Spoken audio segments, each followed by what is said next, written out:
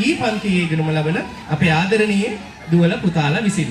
ඉතින් අපි ආරාධනා කරනවා අපේ දුවල පුතාලට එන්න ඉදිරියට. සමහර විට අපේ රටේ දක්ෂ නර්තන ශිල්පිනියන්, දක්ෂ රංගන ශිල්පීන්, දක්ෂ කලාකරුවන් මේ පුංචි දරුවෝ අතර ඉන්නවා ඇති. ඉතින් මෙයාලා වෙනුවෙන් තමයි මේ අපි ඉඩහසර ලබා දෙන්නේ උන්ගේ දක්ෂතාවය ඉදිරිපත් කරන්නේ.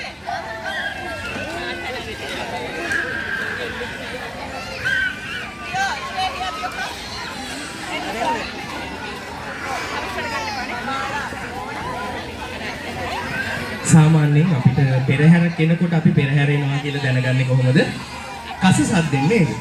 අපේ දරුවෝ ටික එනකොට අපිට දරුවෝ එනවා කියලා තේරෙනවා මොන සද්දෙන්ද? හඬන සද්දෙන්. ඒවා අපි ඔක්කොම මේ ප්ලෑන් කරලා තියෙන්නේ. මේවා අහමුවෙන් සිදුවෙන දේවල් නෙමෙයි. හරි.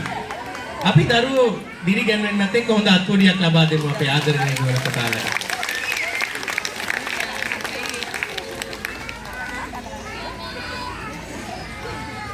ඉතින් ආදරණීය අම්මේ තාත්තේ මතක් කරන්න ඕනේ මේ ගුරුවරියන්ගේ මේ කැපවීම නිසා තමයි මේ දරුවන්ට මේ තරම් සාර්ථක අධ්‍යාපනයක් වගේම මේ වගේ බාහිර ක්‍රියාකාරකම් අපේ දේවල් මේ විදිහට ලබා දෙන්නට හැකියාව ලැබෙන්නේ.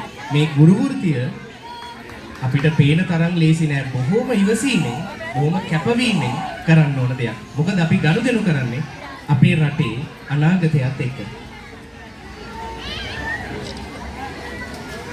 හරි. එහෙමනම් අපි ඉඩහසර ලබා දෙමු 3+B පන්තියේ අපේ ආදරණීය දුවල පුතාලට.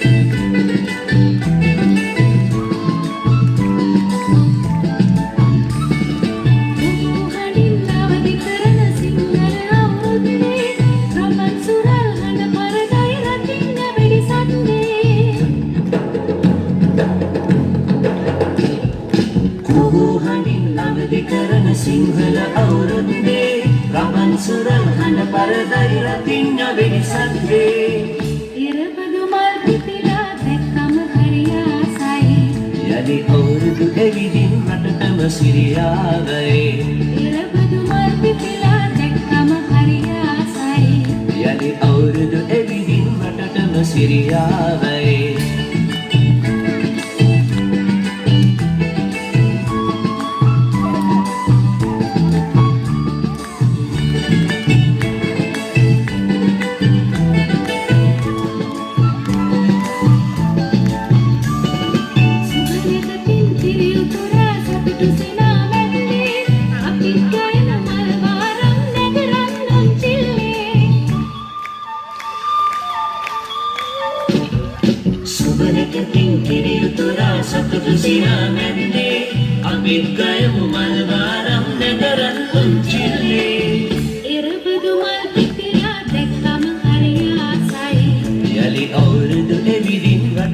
සිරියාවයි ඉරබදු මල් පිපිලා දැක්කම හරි ආසයි යලි අවුරුදු වෙවිදින් රටටම සිරියාවයි